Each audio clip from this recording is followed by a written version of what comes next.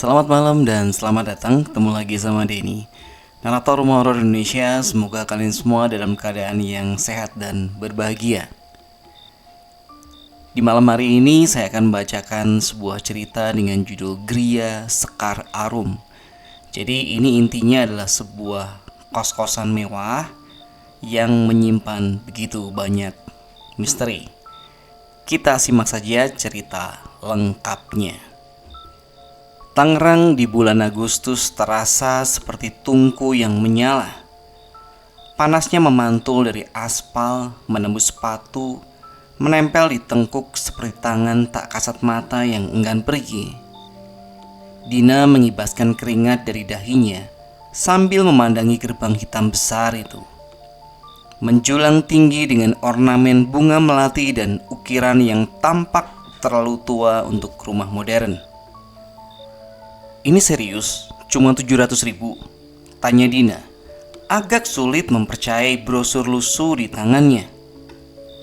Riri menelan ludah, matanya berbinar.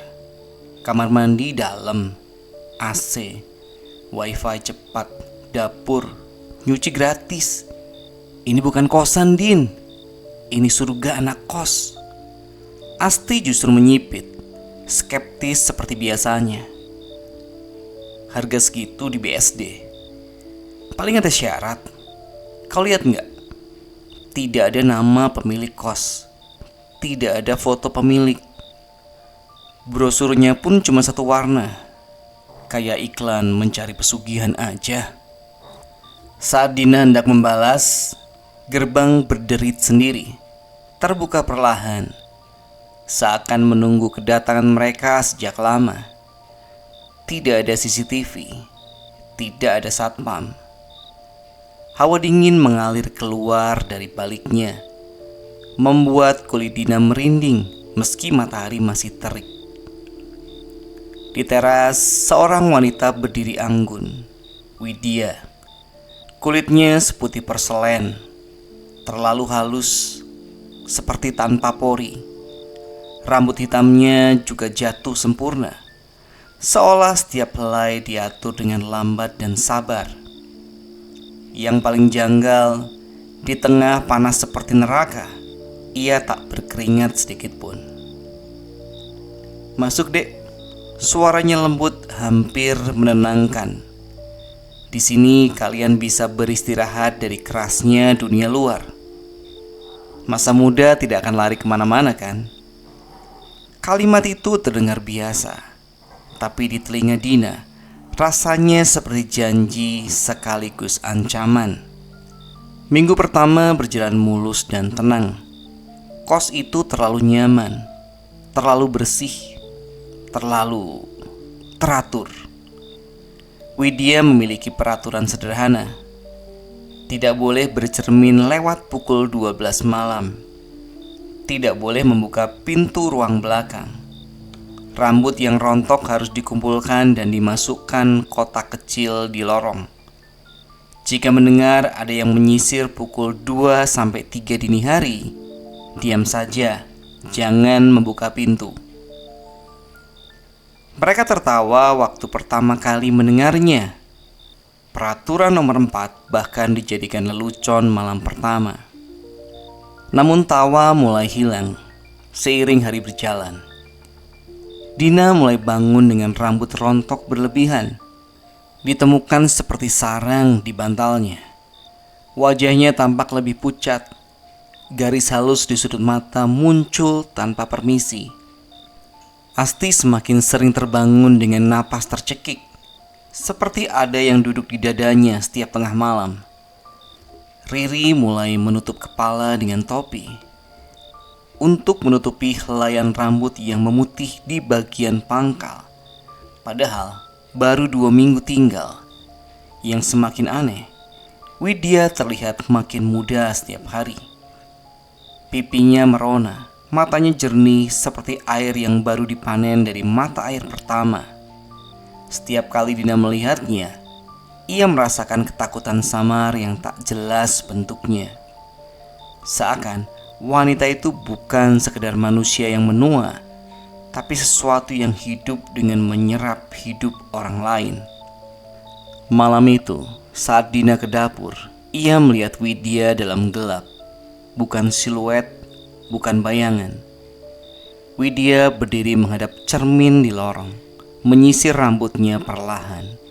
Dan setiap kali sisir bergerak, Dina melihat bayangan lain di balik pantulan. Rambut panjang, kusut, mata kosong, wajah pucat seperti kain kafan. Namun saat Dina berkedip, pantulan itu hilang. Tiba waktunya malam Jumat Kliwon.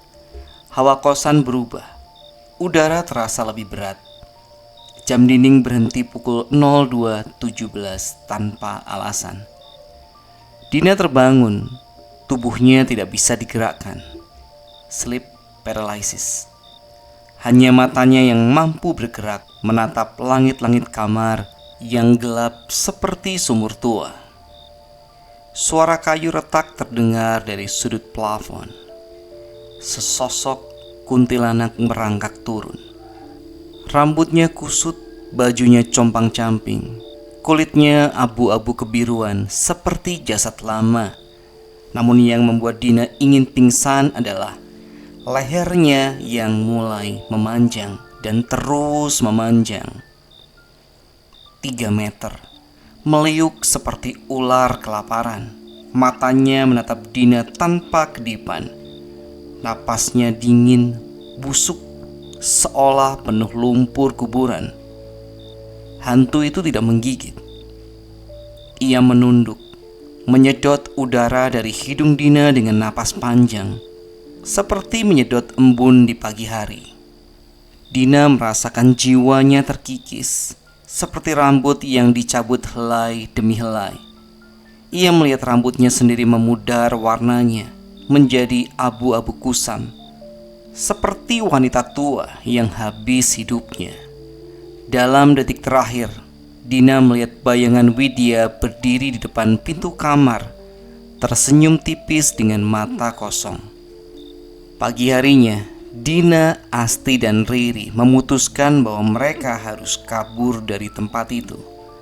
Namun anehnya, setiap kali mencoba menyentuh gerbang, kunci selalu hilang dari saku. Pintu selalu menutup sendiri, seakan rumah itu menahan mereka. Suatu malam ketika Widya keluar dengan mobil merahnya, entah kemana, mereka memberanikan diri membuka ruang sembahyang di belakang. Ruangan yang dilarang keras untuk dibuka. Dan begitu pintu terbuka, bau kemenyan bercampur madu dan anyir darah menyeruak. Lilin-lilin hitam menyala, namun tidak ada yang meleleh. Di tengah ruangan berdiri cermin perunggu besar. Bukan kaca, tapi logam gelap seperti permukaan air yang kotor. Ketika Dina mendekat, cermin itu tidak memantulkan wajahnya. Yang terlihat hanya Widya dalam bentuk aslinya. Pipi berlubang, kulit mengelupas, rambutnya terbuat dari helai-helai rambut perempuan lain. Di bawah cermin berjajar guci-guci keramik dengan nama penghuni kos sebelumnya. Dan satu guci terbuka sedikit, mengeluarkan asap emas yang berdetak seperti jantung. Jangan-jangan asap emas itu adalah masa muda kita, bisik Dina. Di sampingnya tergeletak sisir tulang manusia. Masih ada helai rambut hitam menempel seperti lintah. Asti menangis tanpa suara. Riri menggenggam tangan Dina, gemetar. Tiba-tiba angin berhembus. Suara langkah tumit wanita mendekat dari koridor. Widya muncul. Wajahnya tidak lagi cantik. Separuh kulitnya retak. Matanya merah menyala. Dari belakang tubuhnya, Nyi Ageng Sukma merayap keluar, seperti parasit yang menempel di tulang punggungnya. "Kalian ingin pergi?" Suara Widya pecah dan serak. "Masa muda kalian milikku." Nyi Ageng Sukma menerkam Dina. Untungnya Dina teringat kertas dengan tulisan ayat suci Jadi kertas itu adalah pemberian Ustadz Mansur yang ia simpan di tas jauh sebelum dia pindah kos. Saat iblis itu menyentuh kulitnya, cahaya biru menyembur membakar leher panjang kuntilanak itu. Suara jeritan melengking memecahkan kaca-kaca jendela. Dalam kepanikan, Nyi Ageng Sukma, kuntilanak berleher panjang itu, berbalik menyerang Widya. Leher panjang itu melilit tubuh Widya, tulang retak dan ada daging yang tercabik. Kuci-kuci jatuh pecah. Uap emas membanjiri ruangan, masuk ke tubuh ketiga gadis itu, seperti angin hangat yang membawa memori. Dina kemudian bisa melihat masa lalu Widya, pengantin muda yang cantik. Kebahagiaan tak berlangsung lama. Suami yang tampan namun tidak setia dan doyan mendekati banyak wanita meskipun sudah menikah. Widya merasa mungkin dia kurang cantik atau kurang menarik bentuk badannya. Widya berteriak tanpa suara. Wajahnya memancarkan luka batin yang mendalam. Malam itu ia melakukan ritual memanggil Nyi Ageng Sukma, menukar masa depannya dengan kecantikan abadi dan tubuh yang sempurna. Namun, kecantikan tanpa cinta hanya meninggalkan kehampaan. Iblis itu terbakar habis oleh cahaya biru dari kertas ayat suci yang dimiliki Dina. Widya menjerit, bukan hanya oleh rasa sakit, tapi oleh ketakutan yang jauh lebih dalam. Tubuhnya membungkuk, tangan meraih udara seolah mencari pegangan yang tak ada. Mereka berdua sudah terikat. Jika satu mati, yang lain ikut terseret. Bukan karena Dina bisa membunuh iblis, tapi karena kontrak yang memberi mereka wujud telah putus, seperti lampu minyak kehabisan bahan bakar. Dalam jeritan terakhirnya yang memecah kaca, keduanya berubah menjadi abu hitam dan terhisap ke dalam retakan gelap cermin yang kemudian pecah seperti es tipis. Cahaya emas yang masuk ke dalam tubuh Dina, Asti, dan Riri menghidupkan kembali masa muda yang dirampas dari mereka. Kerutan Asti menghilang, rambut Riri kembali hitam, dan Dina merasakan paru-parunya menjadi ringan. Akhirnya mereka bertiga bisa meninggalkan tempat terkutuk itu. Dan itu adalah akhir dari Gria Sekar Arum. Semoga kalian suka, semoga kalian terhibur. Sampai ketemu di cerita berikutnya. Selamat malam, selamat beristirahat.